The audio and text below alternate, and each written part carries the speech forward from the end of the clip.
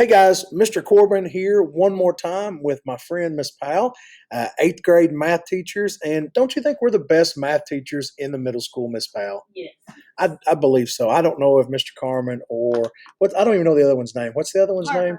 Harper. Miss Harper. I don't even know if they are even close to our level. But anyhow, we're going to be talking some more about scientific notation today. And so, little step up here, scientific notation.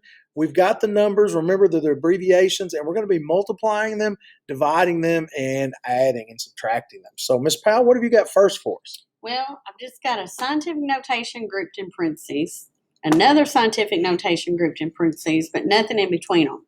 So you got to kind of know what that means. Well, and again, there are different ways to write. This is a multiplication problem, Right. but we know that if we have two parentheses butted up against each other, it's multiplication.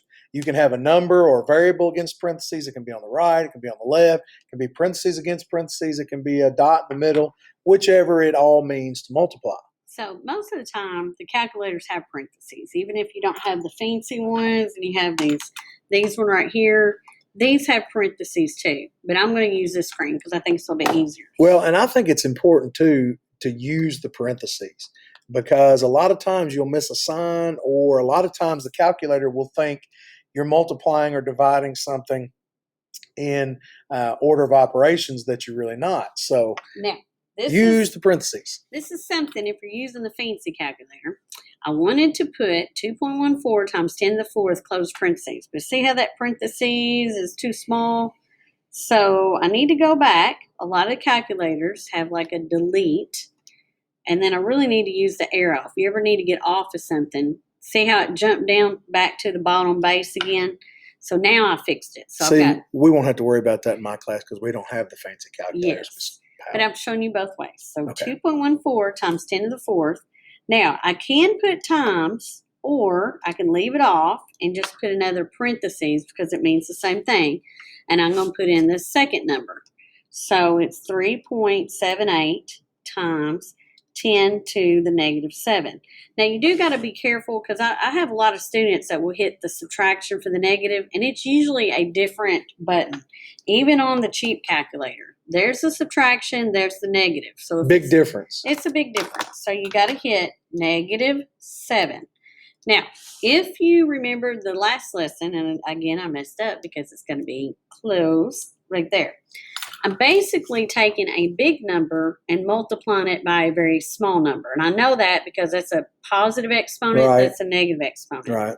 When I hit enter, I get this decimal right here, which is 0.0080892. Now, if they just want to know the answer in standard form, then I can stop right here. But if they want me to put it in scientific notation, then I've got to take this decimal and move that decimal point where I have one non-zero digit behind the decimal. And that's what we've got to remember. We've got to remember, what does scientific notation look like? We know that it's going to be, our coefficient's going to be a decimal with one number only to the left of the decimal. And we can have non-zero numbers after that, but then it's going to be times 10, a base of 10, with an exponent of how many jumps we made to get our decimal moved. So I'm going to do times 10, and then I'm going to ask myself, is this a big number or a little number? It's a little number. So I'm going to put negative. Then I'm going to move this decimal point until I get to a digit that's not a zero, which is right there. Mm-hmm. So that's where my point would move to. So my coefficient would be 8 point. Now, I do have a zero here, but I also have these other digits. So that zero is what would be called in science a significant zero, because it does have a value since it's got other non-zero digits behind it. And that's really important to remember too. You can drop zeros off at the beginning of a decimal, and you can drop zeros off at the end of a decimal. But if they fall between two numbers, or if they fall between a decimal and a number, you got to keep them. Right. So I moved it 3 places. It was a little number. Now, this is a case at which scientific notation really doesn't save you much time. Not much. Because this is a standard number. This is a scientific notation. Does it really save you much time? No. So scientific notation is better when you can not write almost everything down the same. In that case, you can't. Right, right. But the rules are the same. Right. Okay, what do you got next, Miss Powell? Okay, so let's say, I've changed my mind on this. Okay, this time I've got scientific notation numbers that I'm going to add. So I can use a calculator, and I know it's adding because it's got a plus sign Miss between Powell, them. why don't you use the cheap calculator so my class can see what it's going to Okay. be like when they use that calculator? Okay, so cheap calculator. Okay, so you've got this very first number. I'm going to hit the parentheses. 7.389 times 10. Oops, I did zeros there. 10. The caret button helps you raise something to the power. 4. It's a rooftop. Close the parentheses. Then I'm going to add to it my next scientific notation Don't number. forget your parentheses there, Miss Powell. So parentheses, 2 times 10 raised to the 8th, close the parentheses. And again, probably scientific notation isn't going to help me a whole lot, but I'm going to write down what I have. I've got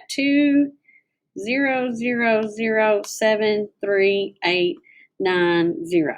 So that's my answer. And that's a really big number right there. Right. So is that standard form or is that scientific notation? It's standard. So it's a big number. So it has to be 10 to some positive exponent. If we're going to convert it back to Right. scientific notation. So again, if this is a standard number and that's my whole number, the decimal point is going to be at the end. And I've got to move it until I get one non-zero digit in front of the decimal point, which basically means I got to stop it right there. Now, that meant I moved it 1, 2, 3, 4, 5, 6, 7, 8. So that's 10 to the 8th. And again, it's a positive 8 because when we multiply it back, that number is getting big. Right. So this scientific notation, again, doesn't save me much time because it's going to be 2.0007389. Really, the only thing it saved me is I didn't have to put that 0. Right. So That's it. again, that's the 0 that would be at the end of a decimal. Mhm. It's non-significant. We can drop it. But those 3 between the 2 and the 7, they have to stay in there because they're significant. All right, Miss Powell, you got one more for us? Okay, I've got division.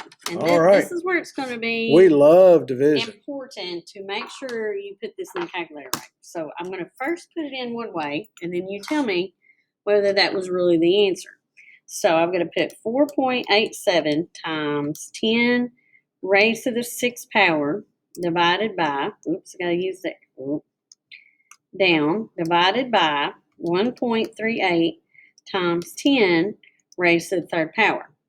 When I do it this way, I get that number right there. Now, what possibly could I have done different? Well, we kind of harped on this earlier. You really need to put the parentheses into the calculator because the calculator is going to follow order of operations. And so if you look back at that, where is your division? Your division looks like it's between the 10 to the 6th power and the 1.38, and that's not what we want divided. We want that whole quantity divided by the whole quantity. And so that's why it's really important to put in those parentheses, Ms. Powell. So I'm going to see if I get a different answer if I put one scientific number in parentheses and the other one in parentheses. That's totally different. Well, and again, the calculator is going off of order of operations, which left to right, multiplication and division, it would go multiplication, then that little division, then multiplication, instead of the entire quantity divided by the entire quantity. So big difference right there, Ms. Powell. Okay, so these numbers that I've created, again, not useful to probably turn this into scientific notation, but you can. So here's your decimal, and this is a big number. So a big number means it's going to be a positive exponent. I've got to move that decimal to where I have one digit only in front. So that means that 3 would be my only non-zero digit. So I moved it 3 times. Now, unfortunately, I'm going to have to put down. Look at all those numbers, Ms. Yeah, Powell. this is going to take me a minute. I'm going to have to put down Oh, Ms. Powell. 3.5289 507. Basically, I have to put them all down because the 7 is my last digit and he's important and significant. So pretty much this is scientific notation that's standard. Really, it would have been best probably just to leave it as a standard form, but that's how I can convert it one way or the other.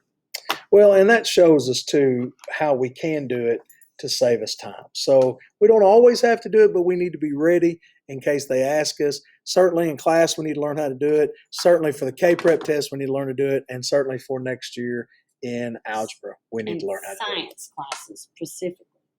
Okay. Well, Miss Powell, I think we're going to let these guys go. For Miss Powell, I'm Mr. Corbin. We will see you back for the next video.